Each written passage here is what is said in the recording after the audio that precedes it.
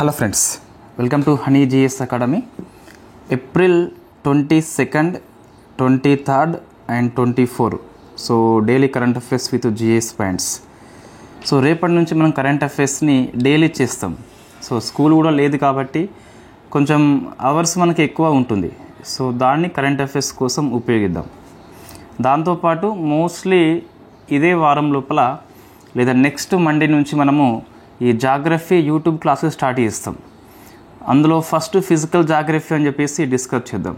So తర్వాత మొత్తము geography మీద వరల్డ్ జాగ్రఫీ కావచ్చు, వరల్డ్ మ్యాపింగ్ కావచ్చు, ఇండియా జాగ్రఫీ కావచ్చు, physical geography, human geography, economy geography, disaster management కలిపి ఒక కొత్త కోర్స్ మనం లాంచ్ చేయడం జరుగుతుంది. సో ఎక్కువ ప్రైస్ అనేది ఉండదు, అందరికీ అందుబాటులో ఉండే ప్రైస్ ఉంటుంది. క్వాలిటీ విషయం లోపల ఎప్పుడు మనమైతే రాజీ పడలేదు. పాలిటీ, ఎకనమీ, తెలంగాణ ఉద్యమం, modern India history, current affairs అనేది ఎలా ఉందో అదేవిధంగా జాగ్రఫీ కూడా ఉంటుంది. సో 25 మార్క్స్ ఉంటుంది. సో ప్రైస్ అనేది చాలా తక్కువ ఉంటుంది. ఎంత అని చెప్పేసి నేను కోర్సు స్టార్ట్ చేసినప్పుడు చెప్తాను. రైట్, మనకి మార్కుల బట్టే ఇన్ఫ్యాక్ట్ ప్రైస్ ఉంటుంది కాబట్టి మోస్ట్లీ చాలా తక్కువ ఉంటుందండి. So first day of importance చూస్తే April 22nd very famous world earth day అని చెప్పేసి పిలుస్తాం. సో థీమ్ ఏంటి మనకి? Our power our planet. So మన భూమి గ్రహం ఏదైతే ఉందో రక్షించుకోవాలంటే కార్బన్ ఎమిషన్స్ తగ్గించుకోవాలి. దానికోసం అని చెప్పేసి అవర్ పవర్ అంటే మన శక్తి అంటే ఇక్కడ, సో ఎనర్జీ అంటే ఇక్కడ ఏమొస్తుంది, విద్యుత్ శక్తి అని చెప్పేసి వస్తుంది. అంటే సోలార్ ఎనర్జీ ఉపయోగించుకోవాలి, సో విండ్ ఎనర్జీ ఉపయోగించుకోవాలి, హైడ్రో పవర్ ఉపయోగించుకోవాలి. దీని ద్వారా కార్బన్ ఎమిషన్స్ తగ్గిపోతాయి. సో గ్లోబల్ వార్మింగ్ పెరగకుండా ఉండిపోతుంది. సో అది ఈ ఇయర్ హైలైట్ చేయడం జరిగింది. నెక్స్ట్ అండి, సో డేస్ గ్రూప్ 2 లాంటి ఎగ్జామ్లో రాకపోవచ్చు, నాన్ గ్రూప్ 2 వాళ్ళ కోసం అని చెప్పేసి ఇవి very famous. So world book day అని చెప్పేసి పిలుస్తాం. 23rd స్కూల్ అవర్స్ మనకి లాస్ట్ డే కాబట్టి స్కూల్ వర్కింగ్ డే. సో ప్రపంచ పుస్తక దినం ఆ విధంగా మనం గుర్తుపెట్టుకోవచ్చు. So world book capital 2025 every ఇయర్లో ఒక రాజధాని మనం ఎంపిక చేసుకుంటాము. ఈసారి బ్రెజిల్లో ఉన్న సో రియో డి జనీరో లోపల ఏర్పాటు చేయడం జరిగింది. సో రియో డి జనీరో ప్రాంతము ఇన్ఫ్యాక్ట్ బ్రెజిల్ లోపల ఉంటుంది. ఇది ఎంపిక చేయడం జరిగింది. నెక్స్ట్ అండి, సో ఏప్రిల్ 2021-25 ఏదైతే ఉందో, సో ఈ 3-4 డేస్ మధ్యన ఫైర్ సేఫ్టీ వీక్ అని చెప్పేసి కండక్ట్ చేస్తాం మనం. సో ఫైర్ సేఫ్టీ వీక్ అని చెప్పేసి so ministry of health and family welfare వాళ్ళు కండక్ట్ చేస్తున్నారు. దానికి థీమ్ ఉంటుంది, fire safety in health facilities అని చెప్పేసి. అంటే ఈ హాస్పిటల్ లోపల మనకు ఫైర్ సేఫ్టీ యొక్క మెజర్స్ తీసుకోవాలని చెప్పేసి ఈ థీమ్ హైలైట్ చేస్తుంది. నాన్ గ్రూప్ 2 వాళ్ళు ఎస్ఐ లాంటి, పీసీ లాంటి ఎగ్జామ్ లోపల డేస్ అండ్ థీమ్స్ తరచుగా 1 క్వశ్చన్ వస్తుంది కాబట్టి మనం స్కిప్ చేయకుండా కవర్ చేస్తున్నాం. సో నెక్స్ట్ అండి, పాలిటీ ఆర్టికల్. ఈ law commission of India April 16 article మనం డిస్కస్ చేసినామండి. తర్వాత ఎంత లా కమిషన్ గురించి మీకు జిఎస్ కూడా కవర్ అవుతుంది. సో ఇది వెరీ ఫేమస్ అండి. ఓటర్ ఐడితోని సో ఆధార్ లింక్ చేసుకోవాలని మరొకసారి ఎన్నికల సంఘం చెప్పడం జరిగింది. సో ఇది వెరీ ఫేమస్ ఆర్టికల్. ఎందుకు ఈ లింక్ అని చెప్పేసి ఎన్నికల సంఘం చెప్తుంది అంటే, ఈ నకిలీ ఓట్లు తొలగింపు సాధ్యమవుతుందట. సో అయితే ఈ అంశం మనకి వార్తల్లో వచ్చింది కాబట్టి జిఎస్ పాయింట్ ఆఫ్ వ్యూలో, గ్రూప్ 2 పాలిటీ పాయింట్ ఆఫ్ వ్యూలో ఒక 2 విషయాలు మనం గుర్తుపెట్టుకోవాలి. ఎక్కువ విషయాలు వద్దు. గ్రూప్ 1 మెయిన్స్ పాయింట్ ఆఫ్ వ్యూలో ఇది వెరీ ఫేమస్ ఆర్టికల్. ఓటర్ ఐడితోని ఆధార్ లింక్ చేసుకోవడం అనేది స్వచ్ఛందం. It is voluntary, it is not mandatory. తప్పనిసరి కాదు, నిర్బంధం కాదు, ఓన్లీ స్వచ్ఛందంగా చేసుకోవచ్చు.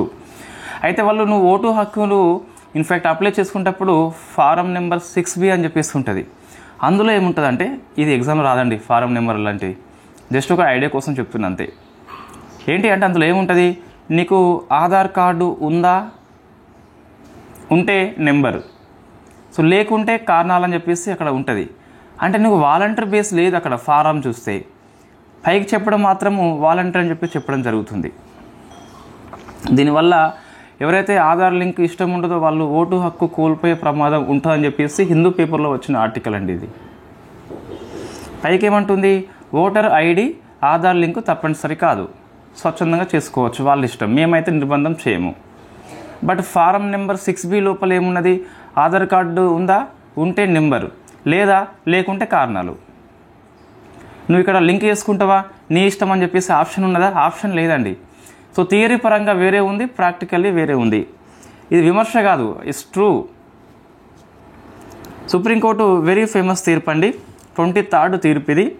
జి నిరంజన్ వర్సెస్ ఎన్నికల సంఘం అని చెప్పేసి ఉంటుంది.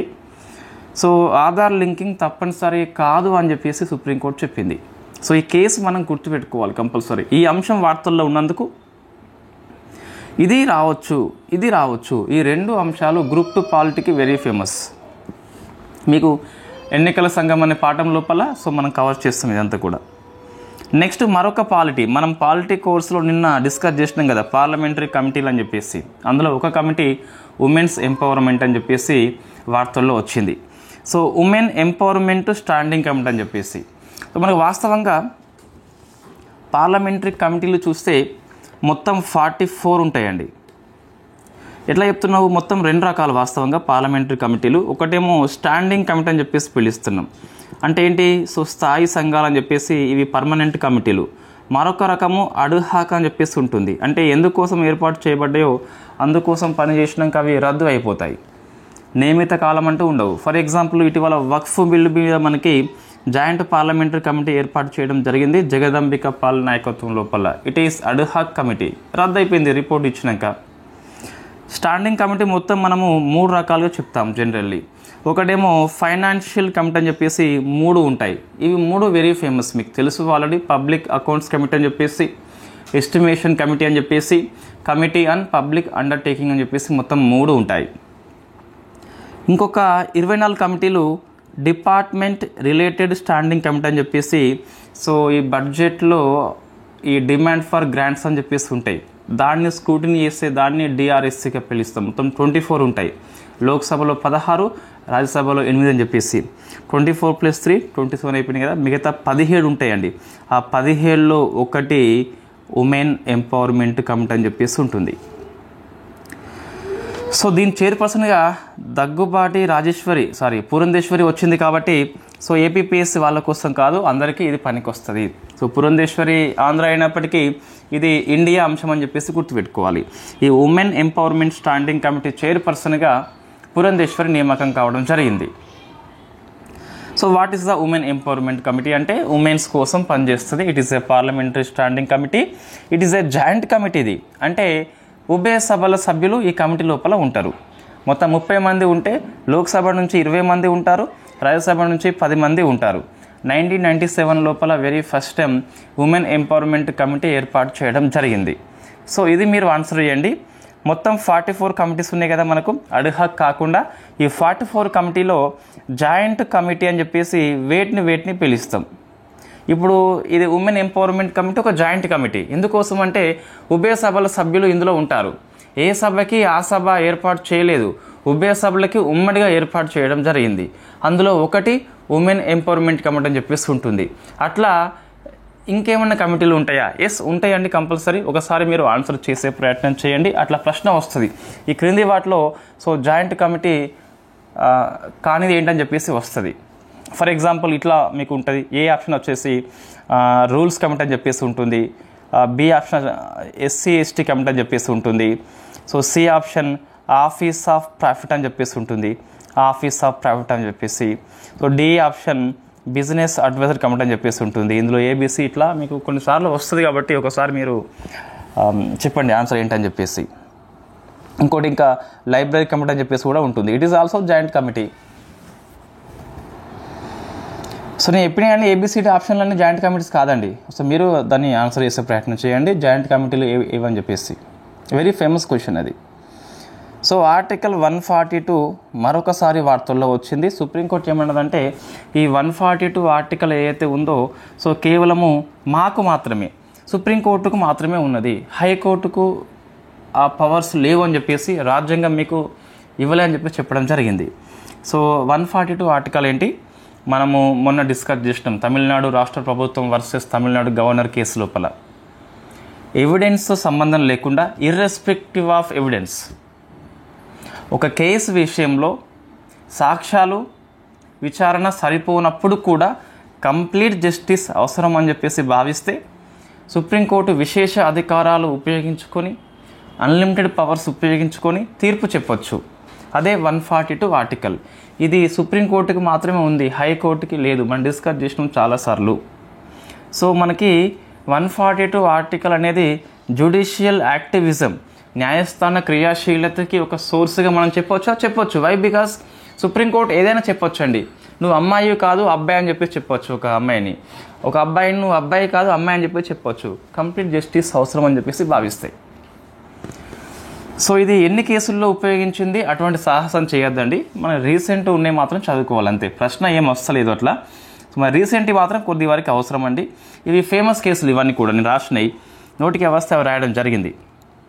Tamil Nadu government versus governor, very famous case. మొన్న చెప్పింది 10 బిల్లులు గవర్నర్ ఆమోదం లేకుండానే చట్టంగా మారిపోయినాయి. వెరీ ఫస్ట్ టైం అది. రాష్ట్రపతికి గవర్నర్కి మాండమస్ రిట్ జారీ చేస్తామని చెప్పింది. మోస్ట్లీ ఈ కేసు అనేది నిలబడదండి. నేను చెప్పేది ఈ మాండమస్ రిట్ ఏదైతే ఉందో రాష్ట్రపతి గవర్నర్కి జారీ చేయమనం. మరి సుప్రీంకోర్టు తీర్పు చెప్పింది జారీ చేస్తామని చెప్పేసి, మీరు కనుక 3 monthsలోగా బిల్లులు కనుక విషయం చెప్పకుంటే. మోస్ట్లీ ఈ విషయం అనేది రివ్యూకి వెళ్ళొచ్చు. సో ఒక పెద్ద బెంచ్ కొట్టేయవచ్చు. ఎంతవరకు కొట్టేయచ్చు అంటే, ఈ రాష్ట్రపతి గడువు ఉంది కదా, అది ఎక్స్ట్రీమ్ ఇష్యూ వాస్తవంగా. న్యాయస్థానం కొద్దిగా మరీ ఎక్కువ యాక్టివిజం తీసుకోవడం జరిగింది పెద్దల ప్రకారం చూస్తే, విమర్శల ప్రకారం చూస్తే. మన రాష్ట్రపతి జగదీప్ ధన్కర్ గారు విషయం చెప్తున్నాడు. 142 ఆర్టికల్ అనేది ప్రజాస్వామ్యం మీద అణుదాడి వంటిదట. సో చండీగఢ్ మేయర్ ఎన్నిక రద్దు చేసింది. ఇది ఒక మంచి విషయం వాస్తవంగా. ఎందుకోసం అంటే చండీగఢ్ మేయర్ ఎన్నిక మనకి అది ఎన్నో తప్పులు కలిగి ఉన్న ఎన్నిక, అది రద్దు చేసింది. ఇట్ ఈస్ కరెక్ట్ అది. Next Vishaka versus state of Rajasthan. So Bhanwari Devi case very famous ఇది. పనిచేసే ప్రదేశంలో లైంగిక వేధింపుల కోసం ఎటువంటి చట్టం లేదు, రాజ్యాంగ శూన్యత ఉంది కాబట్టి సుప్రీంకోర్టు కొన్ని గైడ్లైన్స్ ఇష్యూ చేసింది. అది వెరీ ఫేమస్ కేసు. 142 ఆర్టికల్ మనకి కొన్నిసార్లు పాజిటివే ఉన్నది, ఎక్కువసార్లు పాజిటివ్ ఉన్నది మనకి. Bhopal gas tragedy. Union carbide company in fact డబ్బులు ఇవ్వాలని చెప్పేసి చెప్పింది 142 ఆర్టికల్ ఉపయోగించుకొని. వెరీ ఫేమస్ కేసు అది. బబితా పూనియా కేసు మొన్న 24 ఇయర్లో వెరీ ఫేమస్ కేసు ఇది. సైన్యం లోపల మహిళా అధికారులకు కూడా శాశ్వత కమిషన్ నియామకం చేయమని చెప్పేసి తీర్పు చెప్పింది సైన్యం లోపల, వెరీ ఫస్ట్ టైం.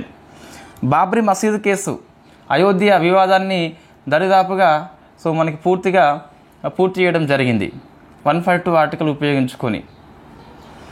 బొగ్గు బ్లాకులను కేటాయింపు రద్దు చేసింది.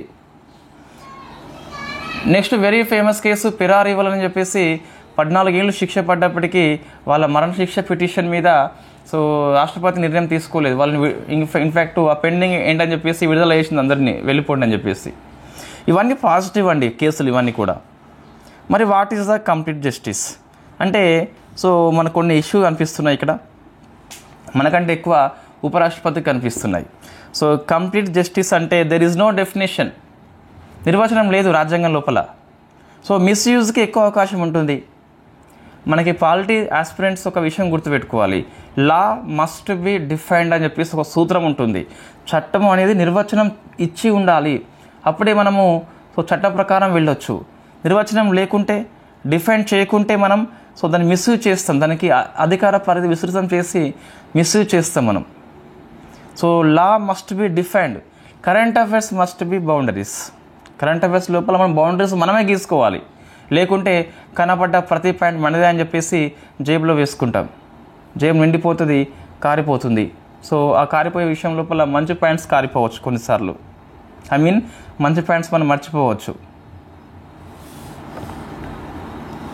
నెక్స్ట్ అండి, సెపరేషన్ ఆఫ్ పవర్స్కి విరుద్ధం. Judicial activism okay. మనకి మొత్తం 3 బాడీస్ ఉంటాయండి.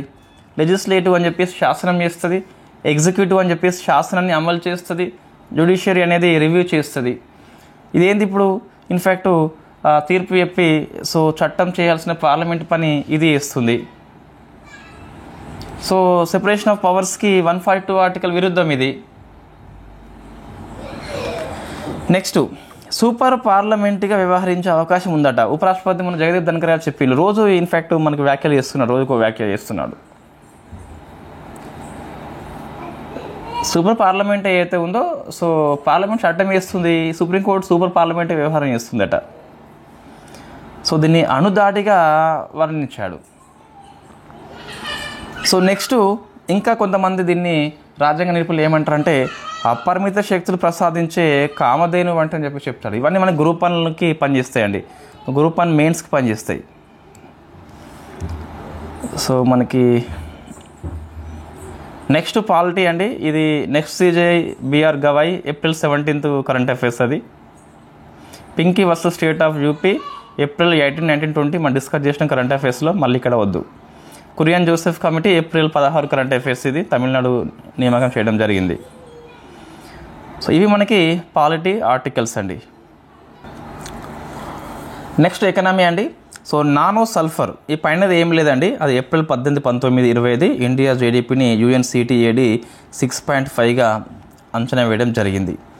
నెక్స్ట్ నానో సల్ఫర్ అని చెప్పేసి మనము ఎకనామిక్ కోర్స్ లోపల ఇన్ఫ్యాక్ట్ కరెంట్ అఫైర్స్ లోపల కూడా nano urea, nano DAP discuss చేసినాం మనము. అటువంటిదే నానో సల్ఫర్ అని చెప్పేసి పిలుస్తాం. ముఖ్యంగా ఇది ఈ మస్టర్డ్ పంట కోసం అని చెప్పేసి బాగా పనికి వస్తుందట. ఇది కేవలం మస్టర్డ్ కోసమే, దీన్ని ఆవాల పంట కోసం మాత్రమే దీన్ని తయారు చేయడం జరిగింది అట. సో ఫస్ట్ మీకు ఇన్ఫ్యాక్ట్ చాలాసార్లు ప్రశ్న వచ్చింది, నానో యూరియా, నానో DAP, అట్లనే నానో సల్ఫర్ వస్తుంది. ఎకనామిక్ కోర్స్ తీసుకున్న వాళ్ళకి ఈ 2025 అప్డేట్స్ ఏవైతే ఉన్నాయో మనం ఎప్పటికప్పుడు దీన్ని అప్డేట్ చేసుకుంటూ పోనవసరం లేదు. ఇప్పుడు నానో సల్ఫర్ వచ్చింది, మళ్ళీ వెళ్ళి వ్యవసాయం పాఠం చెప్పాల్సిన అవసరం లేదు. 6 months తర్వాత, సో జూన్ తర్వాత మనము ఒకేసారి 6 months అప్డేట్స్ అని చెప్పేసి మీకు పాఠాల వారీగా తీసుకొస్తాం. అప్పుడు ఇది కవర్ చేయడం జరుగుతుంది, ఇప్పుడే వద్దు. సో ఎకనామీ అప్డేట్స్ 2025 Part 1 అని చెప్పేసి 6 మాసాలది మనం చేయడం జరుగుతుంది, అందులో ఇది వస్తుంది. సో నానో సల్ఫర్ అనేది డెవలప్డ్ బై TERI సంస్థ, the energy and resource institution అని చెప్పేసి రూపొందించింది. సాంప్రదాయ సల్ఫర్కి ఇది ఒక ఆల్టర్నేటివ్గా పనిచేస్తున్నట్టు. మరి ఉపయోగాలు ఏంటి అంటే సమర్థవంతమైన శోషణ అండి. సో ఇది వెరీ వెరీ ఫేమస్. అంటే ఇది ఎక్కువ శోషించుకుంటుంది, లిక్విడ్ ఫామ్లో ఉంటుంది కాబట్టి. ఆవాల ఉత్పత్తి అనేది పెంచుతాం. సో ఇది నూనె గింజలకి వెరీ ఫేమస్ కాబట్టి మనము ఆయిల్ సీడ్స్ ఎక్కువ ఇంపోర్ట్ చేసుకుంటున్నాము. సో మనం ఇంపోర్ట్ చేసుకోవాల్సిన అవసరం ఉండదు ఉత్పత్తి పెంచుకుంటే. మనం ఇటీవల ఈ దారా మస్టర్డ్ హైబ్రిడ్ 11 అని చెప్పేసి ఈ ఆవాల లోపల GM క్రాప్ని తీసుకొచ్చే ప్రయత్నం చేసిన సుప్రీంకోర్టు స్టే విధించింది. సో ఇటువంటి అవసరం రాదు. ఇంకా ఈ జన్యుపరమైన పంటలు ఏవైతే ఉన్నాయో GM క్రాప్స్ వచ్చేసి ఇండియాలో ప్రజెంట్ BT కార్డును మాత్రమే పనిచేస్తుంది కదా. సో ఈ ఆవాల కోసం అని చెప్పేసి ప్రయత్నం చేసిండ్రు, సుప్రీంకోర్టు స్టే విధించింది, పర్యావరణకారులు ఆందోళన వ్యక్తం చేస్తే. సో ఇప్పుడు దీని అవసరం కూడా రాదు. వై? బికాజ్ సల్ఫర్ వచ్చింది కాబట్టి. నానో సల్ఫర్ వల్ల సో ఆవాల దిగుబడి పెరుగుతుంది. దానికోసమే నానో సల్ఫర్ TERI సంస్థ తేవడం జరిగింది. ఇది ఎకనామీ కిందకి వస్తుందండి, వ్యవసాయం కిందకి మనం తీసుకోవడం జరుగుతుంది. నెక్స్ట్ ఇన్ఫ్లేషన్ వచ్చేసి ఇది ఏప్రిల్ 17th ఆర్టికల్ అండి.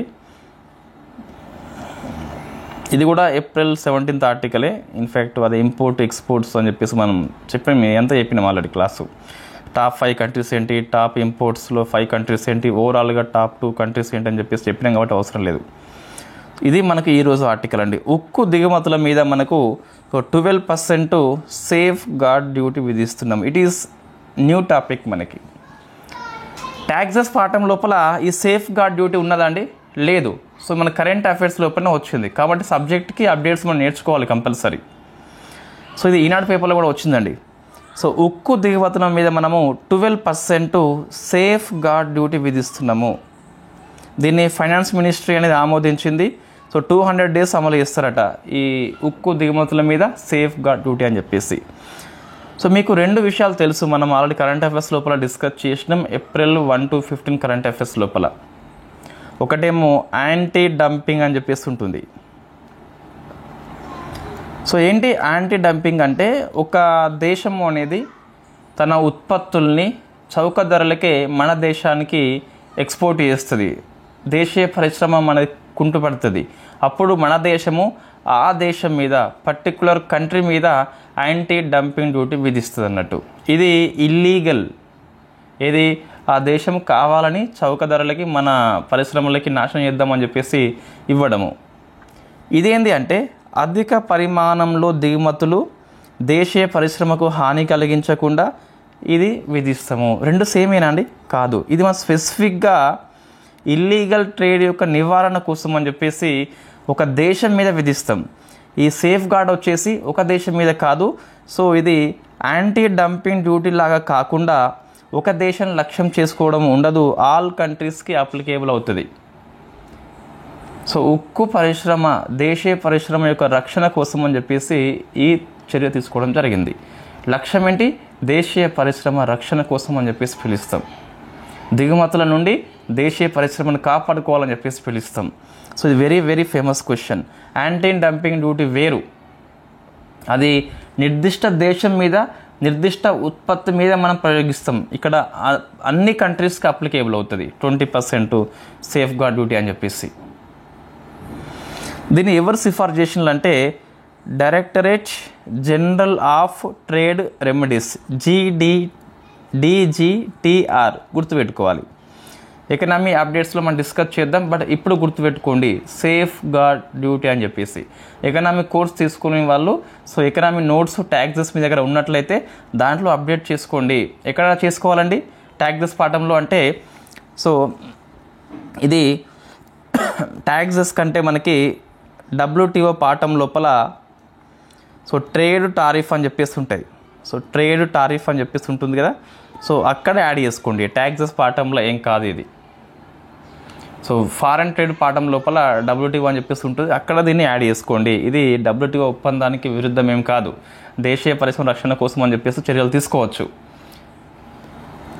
రైట్, నెక్స్ట్ ఎకనామీ అండి. సో ఇది ట్యాక్సెస్ పాఠం కిందకి వస్తుంది. లగ్జరీ వస్తువుల మీద 1% TCS విధిస్తున్నట్టుగా సో మినిస్ట్రీ ఆఫ్ ఫైనాన్స్ ప్రకటించింది 22 ఏప్రిల్ నుంచి. సో 10 లక్షల కంటే ఎక్కువ విలువైన లగ్జరీ ఐటమ్స్ మీద 1% TCS విధిస్తారట. ఎందుకోసం అంటే దుబారా ఖర్చులు ట్రాక్ చేయడము, దాంతోపాటు ఎకనామిక్ ట్రాన్స్పరెన్సీ తీసుకురావడము. సో TCS అంటే ఏంటి మనం డిస్కస్ చేసినామండి, కరెంట్ అఫైర్స్ లోపలనే డిస్కస్ చేసినాము, మరొకసారి చూద్దాం. So tax collection at source. ఇప్పుడు నువ్వు ఉన్నావండి, లగ్జరీ రిస్ట్ వాచ్ కొనుక్కున్నావు, ఇది ఎక్స్ప్రెస్లో వచ్చిన ఎగ్జాంపుల్. సో మంచి వాచ్ కొనుక్కున్నావు, 10 లక్షలు 20 lakhs ఖరీదు ఉన్నది. సో ఇప్పుడు అమ్మే వ్యక్తి ఎవరైతే ఉంటారో వాళ్ళు 20 lakh వాల్యూ మీద 1%ని కలెక్ట్ చేస్తారు. 20,000 అండి, 20,000 కలెక్ట్ చేస్తారు. 1% మీన్స్ 20,000 అని చెప్పేసి వస్తుంది. ట్యాక్స్ కలెక్షన్ ఎట్ సోర్స్ అని చెప్పేసి పిలుస్తాం. నువ్వేం చేస్తావంటే ఇది నువ్వే ITR దాఖలు చేస్తున్నావు, ఇన్కమ్ ట్యాక్స్ రిటర్న్ అని చెప్పేసి. అప్పుడు ఈ 20,000 రిసిప్ట్ని నువ్వు క్లెయిమ్ చేసుకుంటావు. సో నీ ట్యాక్స్ కనుక 20,000 కంటే ఎక్కువ పడితే మరిన్ని డబ్బులు ఇవ్వాలి, తక్కువ పడితే వాపస్ ఇస్తారు నీకు. ఎప్పుడు నువ్వు క్లెయిమ్ చేసుకుంటే. ఎప్పుడు క్లెయిమ్ చేసుకుంటావు? TCS వాళ్ళు ఇస్తే క్లెయిమ్ చేసుకుంటావు. 20,000 పొందాలి అంటే క్లెయిమ్ చేసుకోవాలి. క్లెయిమ్ చేసుకోవాలంటే నీ ఆస్తిని ప్రకటించాలి ITRలో. సో ఇది ట్రాన్స్పరెన్సీ తీసుకొస్తుంది, అందుకని చెప్పేసి దీన్ని సో తీసుకురావడం జరిగింది. ట్యాక్స్ కలెక్షన్ ఎట్ సోర్స్ అని చెప్పేసి పిలుస్తాం. ఓ కారు కొనుక్కున్నావు, ఆ కారు అమ్మే వ్యక్తి TCS జమ చేస్తుంది నీ దగ్గర. ఆ TCSని నువ్వు కట్టినావు కదా, మళ్ళీ నీకు తిరిగి రావాలంటే నువ్వు క్లెయిమ్ చేసుకోవాలి. క్లెయిమ్ చేసుకోవాలంటే ఆ ఎకనామిక్ ఇయర్లో నీ ఆస్తి మొత్తం ప్రకటించాలి. సో ట్రాన్స్పరెన్సీ కోసం అని చెప్పేసి TCS పనిచేస్తుంది. సో నేను ఇట్లా చెప్తా, TCS it is not tax, ఒక ట్యాక్స్ కాదు అది. చాలామంది TCS ఈ TDSలని ట్యాక్స్గా పిలుస్తారు. ఇవి ట్యాక్సులు కాదండి, ఇవి ట్యాక్స్ని వసూలు చేసే మెకానిజము. ట్యాక్స్లో ట్రాన్స్పరెన్సీ తీసుకొచ్చే మెకానిజం ఇది. నీకు వేరే ట్యాక్స్ పడుతుంది కదా, ఆ ట్యాక్స్ అనేది 20,000 కంటే ఎక్కువ ఉంటే నువ్వు ఇంకొన్ని డబ్బులు ఇవ్వాలి, తక్కువ ఉంటే దీనికే డబ్బులు నీకు ఇస్తారు అన్నట్టు. ఇది ట్యాక్స్ కాదు, ట్యాక్స్ వసూలు చేసే మెకానిజము, ట్యాక్స్ ట్రాన్స్పరెన్సీ చేసే మెకానిజం అని చెప్పేసి పిలుస్తాం. ఎకనామీ బ్యూటిఫుల్ సబ్జెక్ట్ అండి వాస్తవంగా. చాలా లైవ్ ఎగ్జాంపుల్ మనం తీసుకోవచ్చు. So next aspirational block program అని చెప్పేసి ఇది మనం డిస్కస్ చేసినాం, నీతి ఆయోగ్ పాఠం లోపల వస్తుంది. యాస్పిరేషనల్ డిస్ట్రిక్ట్ ప్రోగ్రామ్ ఎట్లా ఉంటుందో యాస్పిరేషనల్ బ్లాక్ ప్రోగ్రామ్ అని చెప్పేసి ఉంటుంది. దేశవ్యాప్తంగా 500 మండలాలు ఏవైతే ఉన్నాయో, బ్లాక్స్ ఏవైతే ఉన్నాయో, వెనుకబడి ఉంటాయో వాటి యొక్క డెవలప్మెంట్ కోసం అని చెప్పేసి నీతి ఆయోగ్ ఈ స్కీమ్ తీసుకొచ్చింది 2022 లోపల. దీని అమల్లో first rank goes to Gangaram మండలము, Mahabubabad district, Telangana. Second rank goes to ఇది కన్నాయిగూడము, ములుగు డిస్ట్రిక్ట్. రెండు కూడా మనయండి. సో ఇది very famous report NITI Aayog. Aspirational black district లోపల 2 మండలాలు మనయే. ప్రశ్న 100% వస్తుంది. టీజీపీఎస్సీ పెట్టే ఏ జిఎస్ ఎగ్జామ్లో అయినా 1 మంత్ తర్వాత ఎగ్జామ్ జరిగినట్లయితే అందులో ఈ ప్రశ్న వస్తుంది. జాతీయ స్థాయిలో మన గ్రామ పంచాయతీలకి, మన మండలాలకి, మన డిస్ట్రిక్ట్లకి ఏ అవార్డు వచ్చినా టాప్ 3 లోపల ఆ ప్రశ్న తప్పనిసరిగా వస్తుంది. కాబట్టి గుర్తుపెట్టుకోవాలి, గంగారం మండలము, మహబూబాబాద్ డిస్టిక్ అని చెప్పేసి, కన్నాయిగూడెం అని చెప్పేసి Mulugu district. So very very famous question అది. నెక్స్ట్ అంటే ఇండియా జీడిపిని వరల్డ్ బ్యాంక్ అండ్ ఐఎంఎఫ్ చెప్పడం జరిగింది. సో 25 ఫైనాన్షియల్ ఇయర్లో 6.5, 26 అంటే ఈ ఇయర్లో 25-26 ఇయర్ లోపల చూస్తే ఎంత అండి, 6.3 అని చెప్పేసి పిలుస్తాం. 6.7 ఉండే తగ్గించింది. ఐఎంఎఫ్ వరల్డ్ ఎకనామిక్ అవుట్లుక్ లోపల సో 6.2గా చెప్పింది. 6.3, 6.2 అని చెప్పేసి గుర్తుపెట్టుకోవాలి. నెక్స్ట్ ఇయర్ చూస్తే 6.3 అని చెప్పేస్తున్నది. వరల్డ్ చూస్తే CY means calendar year. 25 year లోపల ఓన్లీ 3%, 26 ఇయర్ లోపల 2.8 అని చెప్పేసి పిలుస్తాం. సో మనది ఎంత అండి, 6.3 వరల్డ్ బ్యాంకు, ఐఎంఎఫ్ 6.2 అని చెప్పేసి. ఐఎంఎఫ్ ప్రకారము వరల్డ్ జీడిపి అనేది 25 ఇయర్ లోపల 3%, నెక్స్ట్ ఇయర్ 2.8 అని చెప్పేసి ఉన్నది. అనగా వరల్డ్ జీడిపి కంటే మన వృద్ధి రేటే ఎక్కువ అని చెప్పేసి చెప్పొచ్చు. సో ఇవి రెండు వెరీ ఫేమస్. ఇంకా మీకు పేపర్ లోపల ఈ 3 days లోపల మీకు లేదా 1 week లోపల ఫిచ్ రేటింగ్స్ అని చెప్పేసి, లేదా నోమోర్ అని చెప్పేసి, క్రిసిల్ అని చెప్పేసి అవి కూడా ఇండియా జీడిపి చెప్పడం జరిగింది. అవన్నీ ఎగ్జామ్లో రావట్లేదు. అన్నీ గుర్తుపెట్టుకోవద్దు గణాంకాలు. ఏవి అవసరం అవి మనం తీసుకుందాము. స్పేస్ మనకి ఇది April 18-21 current affairs, but very famous current affairs అది. Aryabhata April 18-21 current affairs. 50 ఏళ్ళు పూర్తి చేసుకుందండి. నోట్స్ క్లియర్గా ఉన్నది. కరెంట్ అఫైర్స్ కోర్సు కొనుక్కునే ప్రయత్నం చేయండి అండి. కోర్సు అమ్ముకోవడం ప్రధాన ఉద్దేశం ఇక్కడ ఏమి కాదు, మీకు చాలా ఉపయోగపడుతుంది. సబ్జెక్ట్ వైజ్ అప్డేట్స్ కోసం మళ్ళీ మీరు వేరే పబ్లికేషన్ మీద డిపెండ్ కాని అవసరం లేదు. రానున్న టీజీపీఎస్సీ గ్రూప్ 2 లేదా జిఎస్ పరీక్షల లోపల కరెంట్ అఫైర్స్ కరెంట్ ఇష్యూస్ ఎక్కువ ఇంపార్టెన్స్ వహించబోతున్నాయి. సైన్స్ అండ్ టెక్నాలజీ కావచ్చు, జాగ్రఫీ కావచ్చు, ఇంటర్నేషనల్ రిలేషన్స్ అఫైర్స్ కావచ్చు, గవర్నమెంట్ పాలసీ కావచ్చు. సో ఇది స్పేస్ ఆర్టికల్ అండి. ఎంత మనకి ఉన్న ఫీజు 249. మొన్న మీకు 50% ఆఫర్ ఇచ్చినాం మొన్ననే. సో అది లాస్ట్ ఆఫర్ మోస్ట్లీ. సో అది 120కి ఎంతో మీకు వచ్చి ఉంటుంది. సో నెక్స్ట్ వాటర్ బియర్స్, నీటి ఎలుగుబంటి అని చెప్పేసి మనము స్పేస్లోనికి పంపబోతున్నాము. సో యాక్సియం 4 మిషన్ అండి. ఇది మేలో పంపిస్తాం మనము. మన శుభాష్ శుక్లా కూడా పోతున్నాడు. సో ఇస్రో అనేది అతనితో పాటు నీటి ఎలుగుబంటిని పంపిస్తుంది. ఇవి 0.3 నుంచి 0.5 మిల్లీమీటర్ పరిమాణంలో మాత్రమే ఉంటాయట. ఒకటి కూడా కాదు. ఇంకా చూసుకోండి ఒకసారి. వాటర్ బియర్స్ అని చెప్పేసి పిలుస్తాం అన్నట్టు. ఇంకా మన పూర్తి సమాచారం లేదు దీని మీద. మేలో మనకి సమాచారం ఎక్కువ ఉంటుంది, అప్పుడు డిస్కస్ చేద్దాం. డిఫెన్స్ ఇది డస్ట్ లింక్ కావచ్చు, మేఘయాన్ కావచ్చు, ఇవన్నీ ఓల్డ్ ఆర్టికల్స్. ఏప్రిల్ 18 ఈ డేట్స్ ఉన్నాయి కదా. సో మీరు నోట్స్ అనేది తీసుకున్నప్పుడు ఈ డేట్ ఎందుకు పనికి వస్తుంది అంటే ఈ విషయం మీకు అర్థం కాకుంటే కరెంట్ అఫైర్స్ వీడియో మీరు చూడొచ్చు అన్నట్టు. అందుకే నేను డేట్స్ రాస్తున్నా. సో ఇక్కడ డిఫెన్స్ లోపల ఇది మీకు వార్తల్లో ఉన్నదండి. 22, 23, 24 అని చెప్పేసి. సో ప్రాజెక్టు ప్రబల్ లడక్ లోపల లేహు అనే ప్రాంతం లోపల ఏర్పాటు చేస్తున్న 3D సైనిక స్థావరం పేరు ప్రాజెక్టు ప్రబల్ అని చెప్పేసి పిలుస్తాం. దీన్ని ఐఐటి హైదరాబాదును సింప్లీ ఫోర్జ్ అనే సంస్థ సంయుక్తంగా క్రియేట్ చేస్తుంది. ఒకసారి మీరు ఆన్సర్ చేయండి. ఈ సింప్లీ ఫోర్జ్ను ఐఐటి హైదరాబాద్ రెండు కలిపి ఇంకొక 3Dని నిర్మించింది. అది ఏంటని చెప్పేసి మీరు ఆన్సర్ చేయండి. ప్రాజెక్టు ప్రబల్ ఏంటి అంటే సో సైన్యం కోసం ఇది బాగా పనిచేస్తున్నటువంటి 3D సైనిక స్థావరం.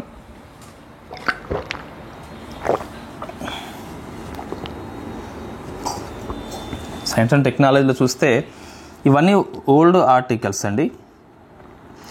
ఇది ఒకటి new article. First non nuclear hydrogen bomb China development చేస్తుంది అనుకోండి.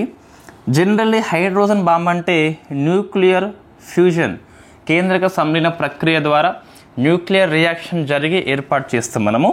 సో హైడ్రోజన్ ఐసోటోప్స్ ఉపయోగిస్తాం. ఇది జనరల్లీ మనకు డిస్కస్ చేసినాం న్యూక్లియర్ ఎనర్జీ అని చెప్పేసి పాఠం 2.5 hours పైగా మనకి యూట్యూబ్ లోపల ఉన్నది. ఇప్పుడేంటంటే చైనా వెరీ ఫస్ట్ టైం ఇందులో న్యూక్లియర్ రియాక్షన్ ఉంటుంది. ఇక్కడ నాన్ న్యూక్లియర్ హైడ్రోజన్ బాంబ్ తయారు చేసింది. ఇందులో కెమికల్ రియాక్షన్ ఉంటుంది, న్యూక్లియర్ రియాక్షన్ కాదు. అదే మెగ్నీషియం హైడ్రైడ్ అని చెప్పేసి ఉపయోగిస్తాం.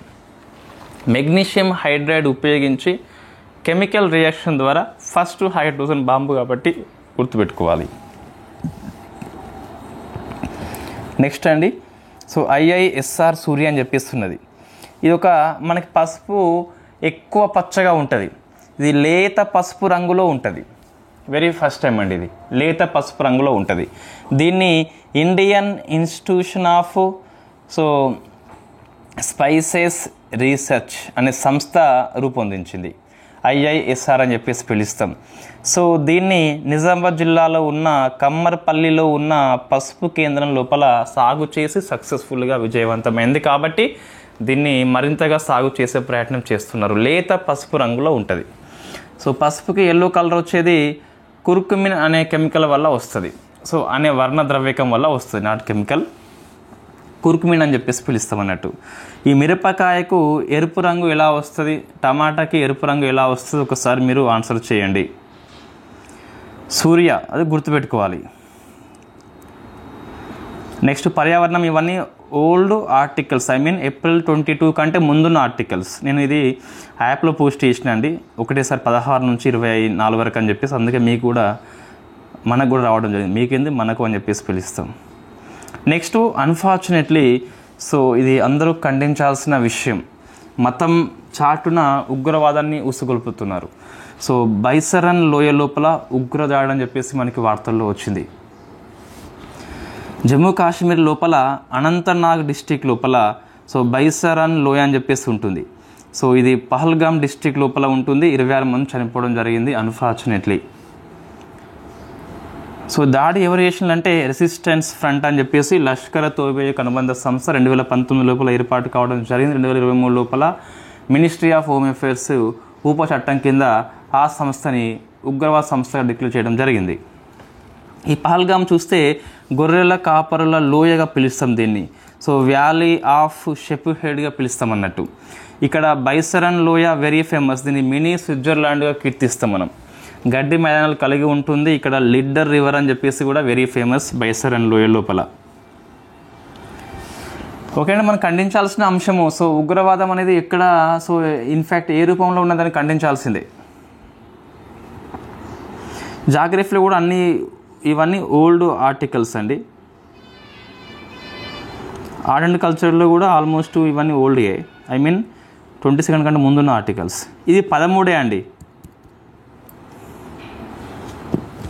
ఇది 13, 14 కాదు, 13. రైట్. ఇండస్ వాటర్ ట్రీటీ మనం కనీసం కరెంట్ అఫైర్స్ స్టార్ట్ చేసినాక 106 సార్లు డిస్కస్ చేయడం జరిగింది ఈ ఒప్పందాన్ని. సో నేను మళ్ళీ అదే ఒప్పందాన్ని అదే నోట్స్ తీసుకొని ఇన్ఫ్యాక్ట్ కాపీ చేయడం జరిగింది. సో మనం రద్దు చేసుకోవడం జరిగింది మొన్న ఉగ్రదాడి కారణము. సో ఇండస్ వాటర్ ట్రీటీ ఏంటి? 1947లో ఇండియా విడిపోయింది కాబట్టి నది జలాల పంపకము అనివార్యము. చాలా డిస్కషన్ జరుగుతాయి. Finally September 19, 1960 so India, Pakistan, world bank 3 కలిపి ఒప్పందం చేసుకోవడం జరిగింది. ఉన్న వాటర్స్ ఏవైతే ఉన్నాయో మొత్తం 2 రకాలుగా డివైడ్ చేసిండ్లు. ఈస్టర్న్ వైపు ప్రవహించే వాటిని 20% రవి, బియాస్, సట్లీజ్ అని చెప్పేసి పిలుస్తాం. సో BRS పార్టీ, బియాస్, రావి, సట్లేజ్. వెస్టర్న్ వైపు పోయేటి పాకిస్తాన్కి ఇవ్వడం జరిగింది. సో ఒక 80% ఉంటుంది మొత్తం. ఇదేమో 20. ఇండస్ సింధు, జీలం, చినాబ్, CJI, మన CJI అటువైపు ఉన్నాడు. ఇండియా ఈ రివర్స్ మొత్తాన్ని వాడుకోవచ్చు. ఈ రివర్స్లో కూడా రన్ ఆఫ్ రివర్స్ అని చెప్పేసి పిలుస్తున్నాం. ఇటువైపు ప్రవహిస్తుంది కాబట్టి ప్రవహించే వాటర్ని ఆపివేసి మనం దీని మీద హైడ్రో పవర్ ప్రాజెక్టు నిర్మించుకోవచ్చు. దాని ప్రకారం మనము కిషన్ గంగా అని చెప్పేసి నిర్మిస్తున్నాము, రాట్లే అని చెప్పేసి నిర్మిస్తున్నాము. ఇవి రెండు పాకిస్తాన్ అనేది తీవ్రంగా వ్యతిరేకిస్తుంది. సో ఇప్పుడైతే మొత్తం మీద మనం ఒప్పందం రద్దు చేసుకోవడం జరిగింది. సో ఇన్ఫ్యాక్ట్ మన పిఎం మోడీగా 2016లో ఈ ఉరి దాడి తర్వాత, ఉరి ఘటన అని చెప్పేసి పిలుస్తాం కదా, రక్తము నీరు ఒకేసారి ప్రవహించలేవు అని చెప్పేసి, అంటే ఉగ్రవాదం మీరు ఇన్ఫ్యాక్ట్ చేస్తే మేము నీటిని మేము ఇవ్వలేమని చెప్పేసి చెప్పడం జరిగింది. బట్ ఇప్పుడు వెరీ ఫస్ట్ టైం ఒప్పందం రద్దు చేసుకోవడం జరిగింది. పాకిస్తాన్ యొక్క మార్గం ఏంటి అంటే, so there is a mechanism ఉంది అక్కడ మీకు. సో ఇరు దేశాల మధ్య కమిషనర్స్ ఉంటారు ఈ ఒప్పందం మీద, వాళ్ళు ఫస్ట్ చర్చలు పెట్టుకుంటారు. వాళ్ళ వల్ల కాకుంటే వరల్డ్ బ్యాంకు న్యూట్రల్ ఎక్స్పర్ట్ నియామకం చేస్తుంది. ఆయన వల్ల కాకుంటే వీళ్ళు సో ది హేగులో ఉండే కోర్ట్ ఆఫ్ ఆర్బిట్రేషన్ లోపల తేల్చుకోవాల్సిందే. ఈ ఒప్పందం రద్దు ఇండియా ఏకపక్షంగా చేసుకోలేదండి. నేను చెప్పేది ఉగ్రవాదం సపోర్ట్ కాదు ఇక్కడ, మళ్ళీ అట్లా అర్థం చేసుకోవద్దు. సబ్జెక్ట్ పరంగా చూస్తే ఈ ఒప్పందంలో మనకు ఆర్టికల్ ఉంటుందట, దాని ప్రకారము ఇరు దేశాలు కలిపి ఒప్పందం రద్దు చేసుకోవాలన్నట. ఒకే దేశము ఏకపక్షం రద్దు అంటే చేసుకోనట్టుగా ఆ ఆర్టికల్ మనకి చెప్తుంది. నెక్స్ట్ అంటే government policy schemes. Bharat project వార్తల్లో ఉంది. ఇది సో మనకి ఎక్కువగా ముంబై, ఢిల్లీ, చెన్నై, కోల్కతా, హైదరాబాద్ ఇక్కడ ఎంటర్‌ప్రెన్యూర్‌షిప్ ఎక్కువ ఉంటుంది. అట్లా కాకుండా టైర్ 2 నగరాలు, టైర్ 3 నగరాలు ఏవైతే ఉన్నాయో దాంతోపాటు గ్రామీణ భారతదేశం లోపల వ్యవస్థాపకత పెంచాలి. దానికోసం అని చెప్పేసి ఈ ప్రాజెక్టు భారత్ అని చెప్పేసి పనిచేస్తుంది. 1 మిలియన్ వ్యవస్థాపకులని తయారు చేయాలన్నట, అది లక్ష్యం అన్నట్టు. నెక్స్ట్ అవార్డ్స్ అండి, ఇది very famous award. So gold man environmental prize 25 award, ఇది గ్రీన్ నోబెల్గా పిలుస్తాం అన్నట్టు, అమెరికా ఇస్తుంది. సో 7గురికి ఇచ్చిందండి. 7 పేర్లు సాధ్యం కాదు, అందులో ఒక పేరు మనం గుర్తుపెట్టుకోవాలి, ఆసియా ఖండము, మంగోలియా దేశం అని చెప్పేసి. సో లవ్ సందేశ్ ఈజీగా మనకు గుర్తుంటుంది, పర్యావరణము లవ్ సందేశం కాబట్టి గుర్తుంటుంది. మిగతా 6 పేరు ఏంటి, ప్లీజ్ స్కిప్ అండి, ప్లీజ్ స్కిప్. సో స్కిప్ చేయండి. మళ్ళీ మీరు ఏదో నోట్స్లో చూసి ఎక్కడో వీడియో చూసి 6 పేర్లు రాసుకుంటే మొత్తం 7 అయితే 7 పేర్లు కఠినంగా ఉన్నాయి, గుర్తుండవు, అవసరం లేదు కూడా. మన 24 ఇయర్లో మనకి అవార్డు వచ్చిందండి, మనకి వెరీ ఫేమస్ అవార్డు. అలోక్ శుక్లకు వచ్చింది. ఛత్తీస్గఢ్ లోపల ఈ హాస్టియో అడవుల రక్షణ కోసం అని చెప్పేసి కృషి చేస్తే ఈ గ్లోబల్ ఇన్ఫ్యాక్ట్ గ్రీన్ నోబెల్గా పిలిచే అవార్డు రావడం జరిగింది. అలోక్ శుక్ల మనం గుర్తుపెట్టుకోవాలి, మన ఇండియా లాస్ట్ ఇయర్ అవార్డు కాబట్టి.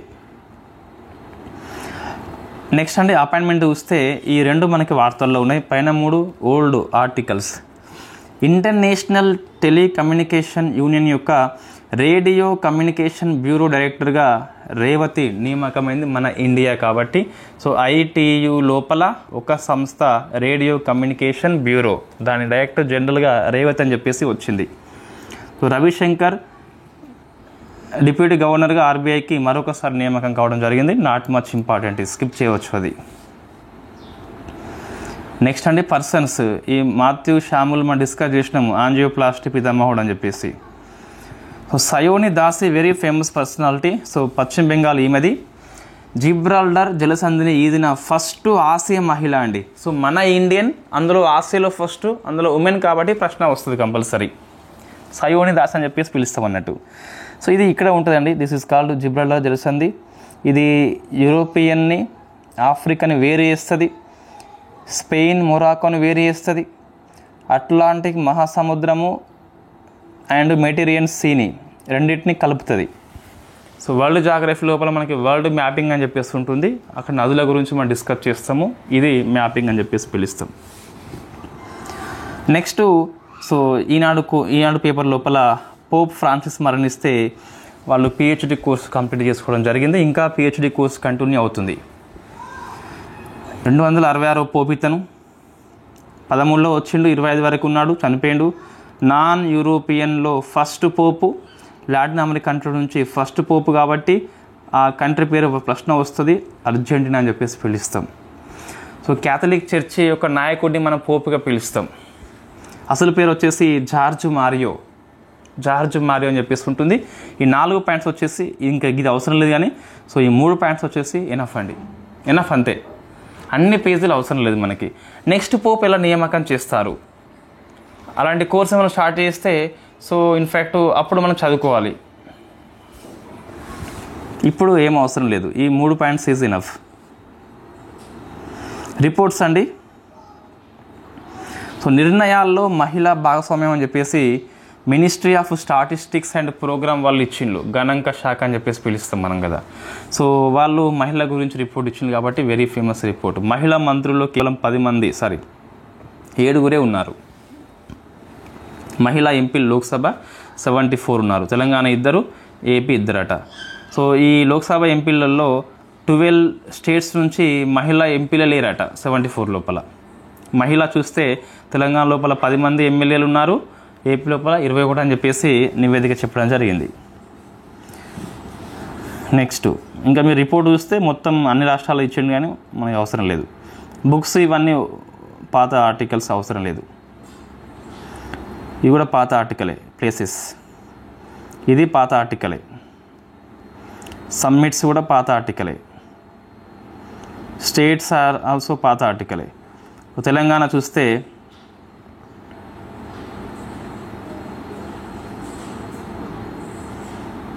రైట్, జపాన్ మన సీఎం గారు పోయి వచ్చిండు.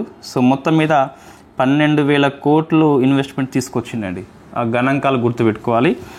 మారుబేని కంపెనీ పైన ఉన్నది వేరే పేజీ లోపల, బట్ మనం ఒక దగ్గర రాసుకోవడం జరిగింది. నెక్స్ట్ జనరేషన్ ఇండస్ట్రియల్ పార్క్ అని చెప్పేసి హైదరాబాద్ లోపల మనం ఏర్పాటు చేస్తున్నాము, సుమారుగా 1000 కోట్లు పెట్టుబడి పెట్టి. Next Nippon telegraph telecom data ఉన్ను నెయిసా 2 సంస్థలు కలిపి ఏఐ డాటా సెంటర్ క్లస్టర్ని హైదరాబాద్ లోపల ఏర్పాటు చేస్తున్నారు 10,000 కోట్లతోని. ఈ 10,000 ఇవి 1000, 11,000 అయిపోయినాయి ఆల్రెడీ. ఇవి ఒక 500 కోట్లు, మొత్తం ఎంత మనకి సో 11,500, ఇంకో 500 కోట్లు మొత్తం ఏదో ఉంటుంది. తోషిబా అని చెప్పేసి విద్యుత్ పరికరాలని సో రుద్రారం లోపల ఏర్పాటు చేస్తుంది. ఇవి 3 ఎనఫ్ మనకి జపాన్ పెట్టుబడి లోపల. నెక్స్ట్ తెలంగాణ చూస్తే ప్రధానమంత్రి ప్రజాస్వామ్య పరిపాలన పురస్కారము నార్నుడు మండలము ఆదిలాబాద్కి వచ్చింది.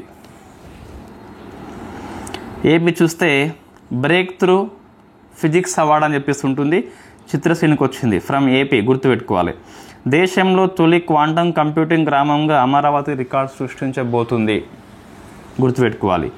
ప్రధానమంత్రి అవార్డు అని చెప్పేసి ప్రసన్న వెంకటేష్కి వచ్చింది, ఏపీ సాంఘిక సంక్షేమ గురుకులాల సెక్రటరీగా పనిచేస్తున్న వ్యక్తి.